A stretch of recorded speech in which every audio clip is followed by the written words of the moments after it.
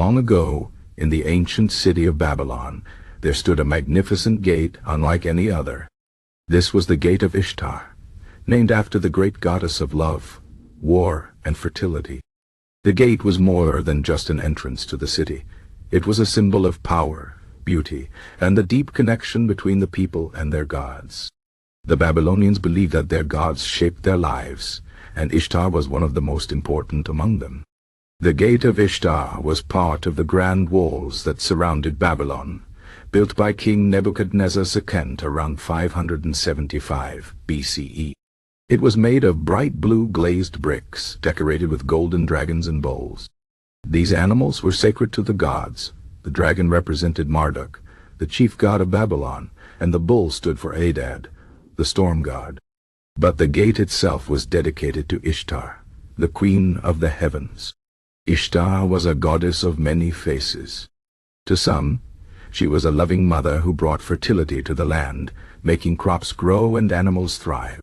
To others, she was a fierce warrior, leading kings into battle and protecting the city from its enemies. She was also the goddess of love and desire, and her stories were filled with passion, power, and sometimes tragedy. One of the most famous myths about Ishtar tells of her journey to the underworld. In this tale, Ishtar decided to visit the realm of her sister, Ereshkigal, the queen of the dead. The underworld was a dark and gloomy place, ruled by strict laws. Ishtar knew that entering would be dangerous, but she was determined to go. Before she could enter the underworld, Ishtar had to pass through 7 gates. At each gate, the guardians demanded a piece of her clothing and jewelry as payment. By the time she reached her sister, Ishtar stood naked and powerless. Ereshkigal, angry at her sister's pride, trapped Ishtar in the underworld. With Ishtar gone, the world above began to suffer. Love faded, animals stopped mating, and plants withered. The other gods grew worried, for without Ishtar, life itself was in danger. Finally, the god of wisdom, Ea, created a plan to free her. He sent a messenger to trick Ereshkigal into releasing Ishtar. When Ishtar returned to the world of the living, she brought with her the promise of renewal. The seasons changed, life returned, and the people rejoiced. This myth was more than just a story. It was a way for the Babylonians to explain the cycles of nature, death, and rebirth. The worship of Ishtar was central to Babylonian life.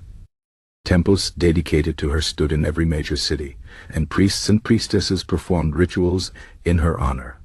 One of the most important festivals was the New Year celebration, known as Agatu Tori Bhimti. During this time, the king would enter the temple of Ishtar and perform sacred rites to ensure the favor of the gods for another year. The Gate of Ishtar was not only a beautiful monument, but also a place of religious importance. Processions passed through it during festivals, with statues of the gods carried in grand parades. The people believed that walking through the gate brought them closer to the divine. Babylon itself was a city of wonders, with towering ziggurats, vast palaces, and bustling markets. But the Gate of Ishtar stood as one of its greatest treasures. It was a reminder of the power of the gods and the glory of Babylon's kings. Over time, empires rose and fell, and Babylon was no exception. The city was conquered, abandoned, and buried under the sands of time.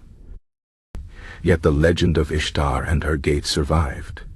In the modern world, parts of the gate were discovered by archaeologists and rebuilt in museums, allowing us to catch a glimpse of its ancient splendor. The story of the Gate of Ishtar and the worship of the Babylonian goddess teaches us about the beliefs of an ancient people who saw the divine in every aspect of their lives. It shows us how myths were not just tales but explanations of the world, filled with meaning and purpose.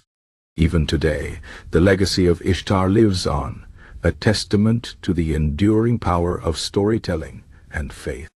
And so, the Gate of Ishtar remains, not just as bricks and glaze, but as a doorway to the past, inviting us to explore the myths and mysteries of a civilization long gone but never forgotten.